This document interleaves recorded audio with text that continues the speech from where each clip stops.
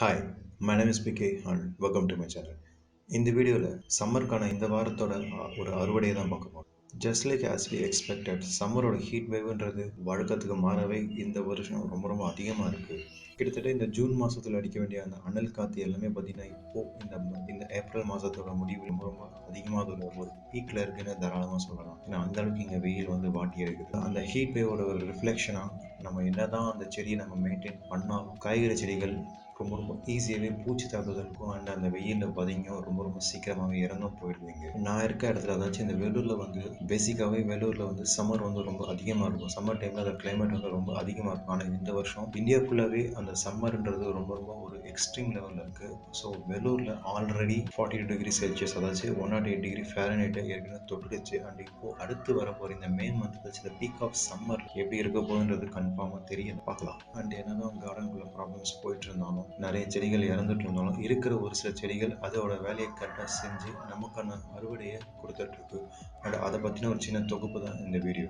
நம்மளுடைய அறுவடை வந்து இந்த வரி கத்திரிக்காயில இருந்து ஆரம்பிக்கலாம். கத்திரிக்காயில் ஒரு நம்பர் ஆஃப் வெரைட்டிஸ் இருக்குது. அண்ட் அந்த எல்லா வெரைட்டிஸுமே வந்து சம்மருக்கு ரொம்ப ரொம்ப ஒரு உகந்ததான ஒரு செடி வளர்க்குறதுக்கு. அண்ட் இதில் ஒரே ஒரு ப்ராப்ளம் அந்த பூச்சி தாக்குதல். அந்த பூச்சி தாக்குதலை நம்ம ஓரளவுக்கு கண்ட்ரோல் பண்ணிட்டோம்னா சம்மரில் கத்திரிக்காவை ரொம்பவே அழகாகவே வளர்த்துடலாம். அண்ட் இன்னொரு வெரைட்டி ஆஃப் கத்திரிக்காய் இந்த பச்சை கலர் நீட்டு கத்திரிக்காவை அறுவடை பண்ணிடலாம். இந்த கத்திரிக்காய் எல்லாமே கிட்டத்தட்ட நீங்கள் நாற்று மாற்றி வச்சதுலேருந்து ஒரு 60 நாள் அறுவடை கொடுக்க ஆரம்பிக்கும். அண்ட் கத்திரிக்காய் செடி எல்லாமே இப்போ வந்து ஒரு லாங் டேர்ம் க்ராப் வச்சு நம்ம அதை எவ்வளோ கரெக்டாக மெயின்டைன் பண்ணுறோமோ அதுக்கேற்ற மாதிரி ஒரு அறுவடையை ஒரு 5 மாதம் வரைக்கும், 5லேருந்து 6 மாதம் அண்ட் ஒரு சில கத்திரிக்காய் அதுக்கும் அதிகமாக கொடுக்கும்னு சொல்கிறாங்க. கத்திரிக்காய் அறுவடை முடிஞ்சது. இப்போ வந்து இந்த கீரை அறுவடையை பார்த்துடலாம். கோடை காலத்தில் கீரைன்றது ஒரு முக்கியமான ஒரு பயிர் வளர்க்குறதுக்கு. ஏன்னா கோடை காலத்தில் எந்த செடி ஈஸியாக வளர்க்க முடியுதோ இல்லையோ நம்ம கீரை வகைகளை ரொம்ப ரொம்ப ஈஸியாகவே இந்த கோடை காலத்தில் வளர்த்துடலாம். இதுக்கு வந்து நிறைய மெனக்கடணுன்ற அவசியம் கிடையாது. Just minimum care. நம்ம வந்து ஒரு நல்ல ஈல்டை இந்த சம்மர் முடிவு வரைக்கும் கீரையை கன்சிஸ்டண்ட்டாக நம்ம விதைச்சி நம்ம அறுவடை எடுத்துகிட்டே இருக்கலாம். ஜஸ்ட் லைக் கத்திரிக்காய் கீரைகளும் பார்த்தீங்கன்னா ஒரு நிறைய வெரைட்டி இருக்குது. அண்ட் நம்மளோட டேஸ்ட்டுக்கு ஏற்ற மாதிரி நமக்கு எந்த கீரை ரொம்ப பிடிக்குதோ அதை வந்து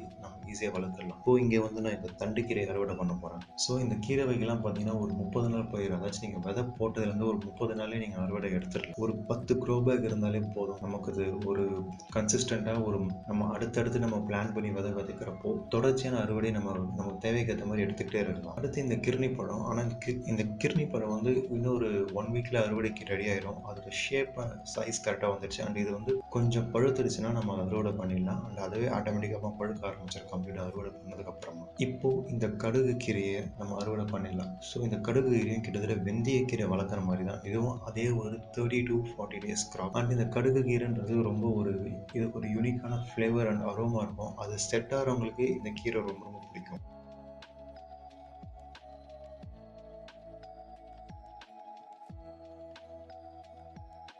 இப்போது இந்த பாலக்கீரையை ஹார்வெஸ்ட் பண்ணிடலாம். இந்த பாலக்கீரைன்றது இதே பேக்கில் நான் எடுக்கிற 3வது அண்ட் ஃபைனல் ஹார்வெஸ்ட். ஆல்ரெடி 2 அறுவடை கம்ப்ளீட்டாக எடுத்து முடிச்சிட்டேன். இது 3வது அறுவடை அண்ட் இதுதான் கடைசி. பிகாஸ் இந்த செடியில் விதை வைக்க ஆரம்பிச்சிருச்சு.